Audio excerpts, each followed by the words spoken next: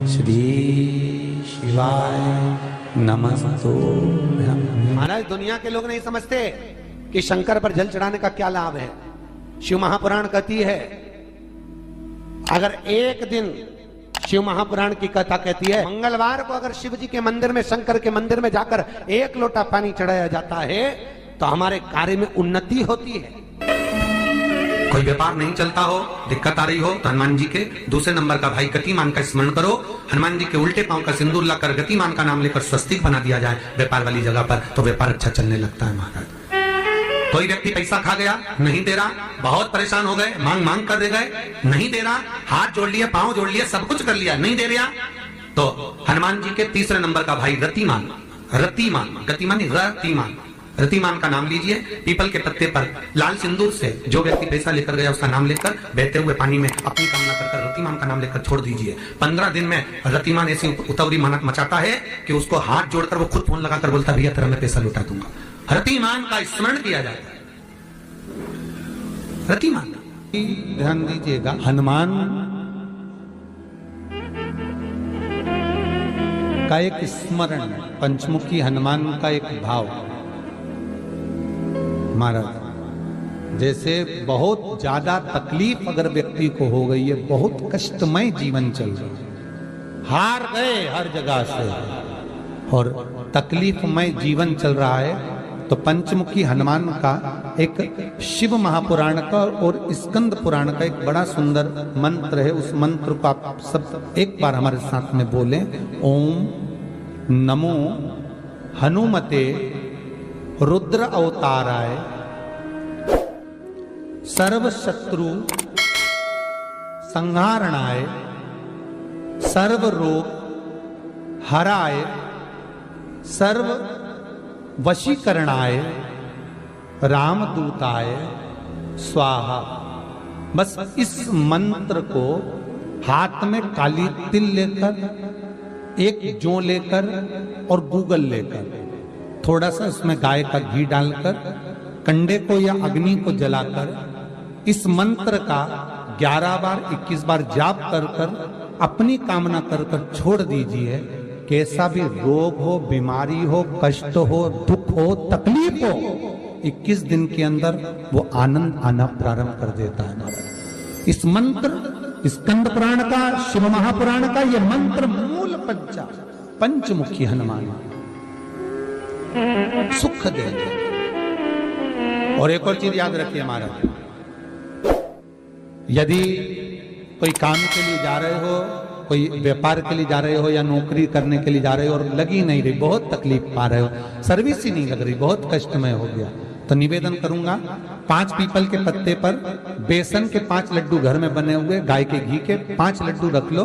उस लड्डू के बीचों बीच एक आटे का दिया और उसमें तिल्ली का तेल डालकर इसी मंत्र का प्रयोग कर कर पंचमुखी हनुमान का किसी भी हनुमान के मंदिर में जाकर, दक्षिण मुखी हनुमान के मंदिर में जाकर उसको रख कर आ जाइए। इसके बाद आप उस काम के लिए जाइए, आपका काम सफल हो जाएगा। आपको किसी को नहीं कहना पड़ेगा कि हाथ जोड़ना नहीं पड़ेगा, किसी के पांव नहीं पड़ना पड़ेंगे, तुरंत काम होगा। बस इस मंत्र का स्मरण कर कर पंचमुखी हनुमान का भूतेश्वर जो मंत्र है वो सुख देने वाला। पूरे घर में वास्तु के हिसाब से केवल एक दीवार ऐसी होती है जहां पर हनुमान जी का चित्र लगाया जाए।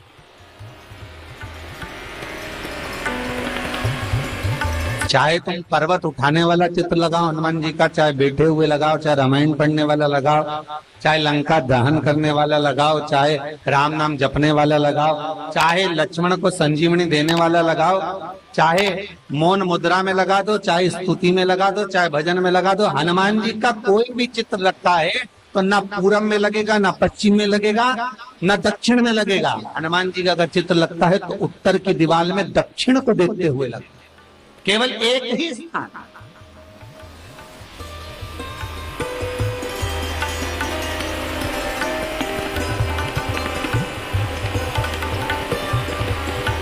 जैसे पूर्वजों के चित्र को, पितरों के चित्र को, गए हुए हमारे जीवों के चित्र को दक्षिण में विराजमान किया जाता है, उसी तरह हनुमान को उत्तर में विराजमान कर कर दृष्टि दक्षिण में कर दी।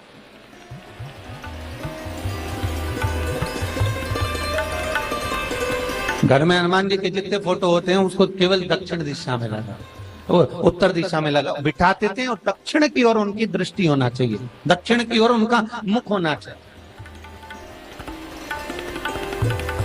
क्यों?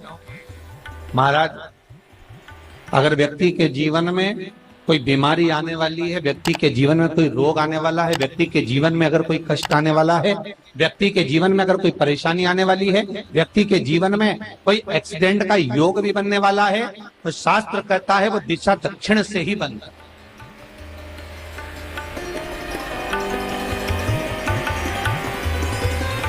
ये दक्षिण जो दिशा है ये यम की दिशा है।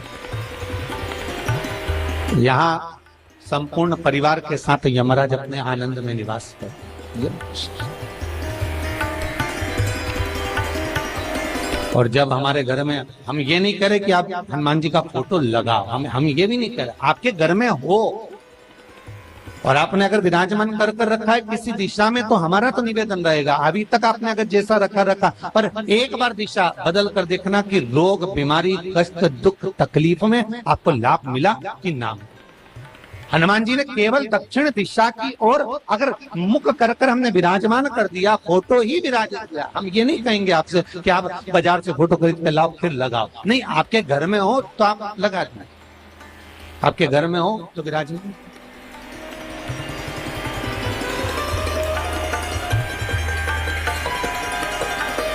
अच्छा, कितनी विपरीतता है वो भी आप जरा जानिएगा महाराज, कि शंकर भगवान के ऊपर जो जल चढ़ाया जाता है उसकी जलाधारी उत्तर में जाती है महाराज। भगवान शिव का जो जल जा रहा है वो उत्तर की ओर जा, और हनुमान जी को उत्तर में विराजमान कर मुख दक्षिण की ओर कर। क्यों? प्रबल दिशाओं में उत्तर और दक्षिण महाराज, ये जो दो दिशाएं, इनको साधने के लिए कोई देवता आगे नहीं। अगर इन दिशाओं को कोई साधने वाला है तो केवल एक देवाधिदेव महादेव ही हो सकता, काल का हरण करने वाला वो महाकाल ही हो सकता। शंकर का ही एक अवतार है हनुमान जी महाराज, रुद्र अवतार महाराज। हनुमान जी से कहा तुम दक्षिण की ओर दिशा पर संभालिए, शिव जी कहते हैं मेरा जल जब उत्तर की ओर जाएगा तो इस दिशा को मैं संभाल, चिंता ना करिए। जो स्मरण करने वाला होता है, भजन करने वाला होता है, कीर्तन करने वाला होता है, नाम जाप करने वाला होता है, उसका भी शास्त्र विधान कहता है, उसका भी व्याख्यान वर्णन करता है कि जैसे एक दिशा के रूप में हनुमान जी महाराज को विराजमान कर दक्षिण की दिशा पर हम विजय, अर्थात रोग पर, बीमारी पर, कष्ट पर, तकलीफ पर हम विजय प्राप्त कर सकते। ऐसा नहीं कि ऐसा कोई रोग नहीं जिसकी दवा नहीं है, पर जब तक भगवान की कृपा नहीं होगी तब तक कोई औषधि मिल सकती नहीं, कुछ प्राप्त नहीं हो सकता। जब भगवान करुणा करते हैं तो आप रूप कुछ ना कुछ सुख की अनुभूति हो जाती है, अपने आप सुख का भान हो जाता है। तो जैसे दक्षिण का जो स्वामी तत्व है, दक्षिण पर जो दृष्टि देने वाला श्री हनुमान जी महाराज है, इसलिए हनुमान जी को उत्तर की दीवार पर विराजमान कर उनका मुख दक्षिण की ओर रखा जाता है। वास्तु शास्त्र के हिसाब से, वास्तु नियमों के हिसाब से सारे फोटो कहीं पर भी लगा सकते हो, पर हनुमान जी का अगर फोटो तुम्हारे घर में है, हनुमान जी अगर तुम्हारे घर में विराजमान है, हनुमान जी का चित्र तुम्हारे घर में विराजमान है, तो उसका मुख दक्षिण का होगा, तो रोग, बीमारी, तकलीफ, कष्ट ये सब दूर हटते। कई लोग प्रश्न करते हैं, गुरुजी आप कहते हो कि हनुमान जी महाराज शंकर भगवान का एक अंश स्वरूप है, एक अंश। पूरी शिव महापुराण की कथा को उठाकर देखिए, स्कंद पुराण को, मत्स्य पुराण को, कूर्म पुराण को उठाकर देखिए। एक बाणासुर का चरित्र और एक श्री हनुमान जी महाराज का चरित्र बहुत सुंदर। शिव का एक अंश माता अंजना के तप साधना से शिव की प्रागट्यता और शंकर भगवान की प्रागट्यता से शंकर का स्वरूप प्रकट हो। इसीलिए तो कहते हैं शंकर सुमन केसरी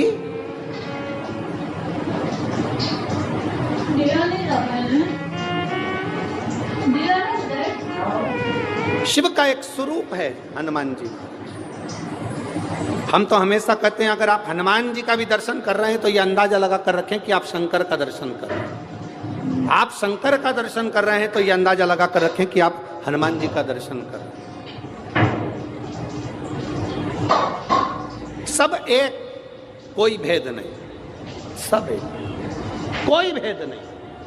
देवताओं, आप एक बेलपत्र,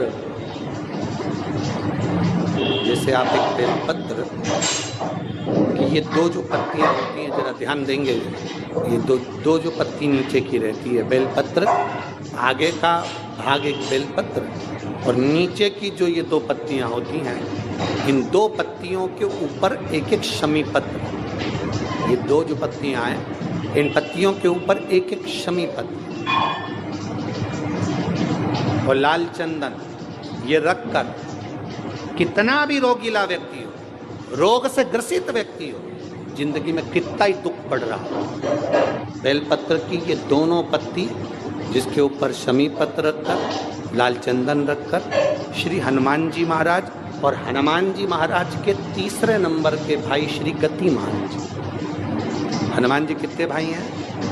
6। उसमें हनुमान, रतिमान, प्रतिमान, मतिमान, गतिमान, तो जो नीचे के क्रम में आते हैं श्री गतिमान जी, उन गतिमान जी और हनुमान जी का नाम लेकर जो शिवलिंग के ऊपर समर्पित कर देता है, रोग का निवारण होता ही है, रोग मुक्ति होती है। मंगल का प्रदोष निकाल कर रख लो कि मंगल का प्रदोष इस दिन पड़ रहा है, मंगल की त्रयोदशी तिथि पड़ रही है, प्रदोष व्रत मंगलवार का पड़ रहा है। और जिन लड़का लड़की को मंगल होते हैं, जिन कन्या और वर को मंगल होते हैं, केवल शंकर भगवान के मंदिर में जाकर चौमुखी दिया, 4 बत्ती का दिया आटे का, उसमें घी डालकर लड़की शंकर भगवान के मंदिर में मात्र 7 बार शंकर पे से उतार कर 3 बार स्वतः उतार कर शिव के मंदिर में रख देती है, उसका मंगल आड़े आता ही नहीं है, मंगल नहीं आता सामने। मंगल प्रदोष व्रत का इतना महत्व है महाराज। जब जिस महीने में जो प्रदोष पड़ा करे, जब प्रदोष पड़े, बन सके 1 बेलपत्र, बन सके 5 बेलपत्र, शमी पत्र, हरे मूंग,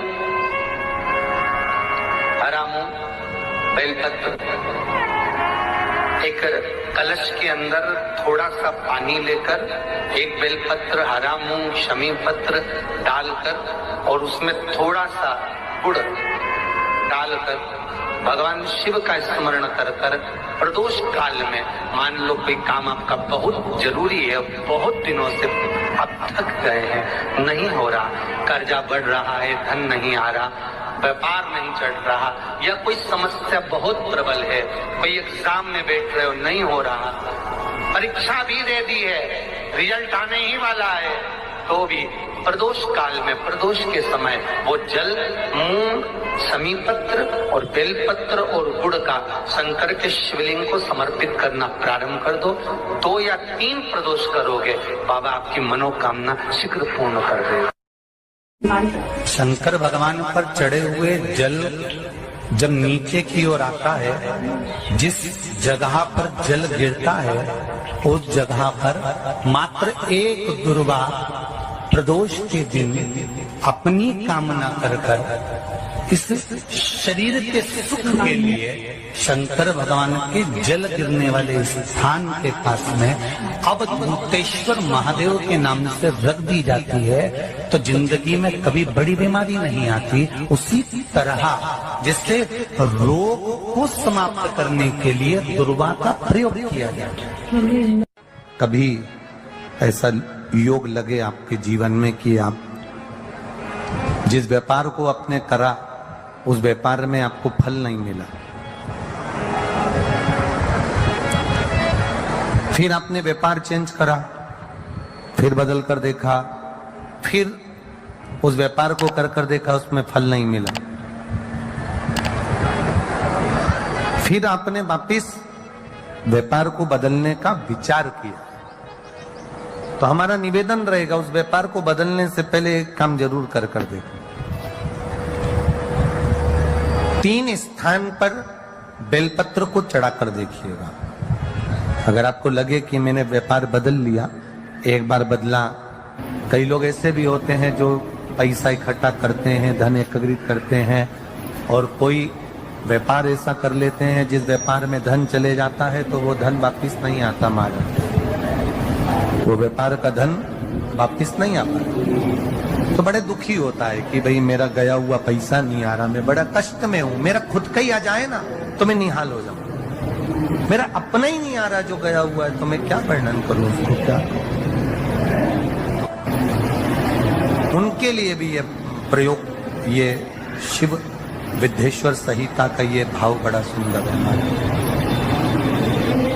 आप व्यापार पर व्यापार बदल कर देख लिए, धन भी हमारा कहीं डूब गया, आ नहीं रहा है, तो प्रयास करना 3 स्थान पर चढ़ाई गई बेलपत्र हमें सुख का अनुभव करा देगी। बहुत ध्यान लगाइए। पहला,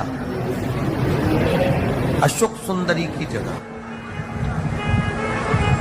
अब ये बेलपत्र जब भी आप चढ़ाएंगे तो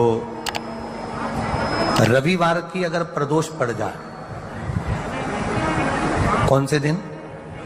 रविवार की प्रदोष के दिन ये प्रयोग अवश्य कर देखिएगा।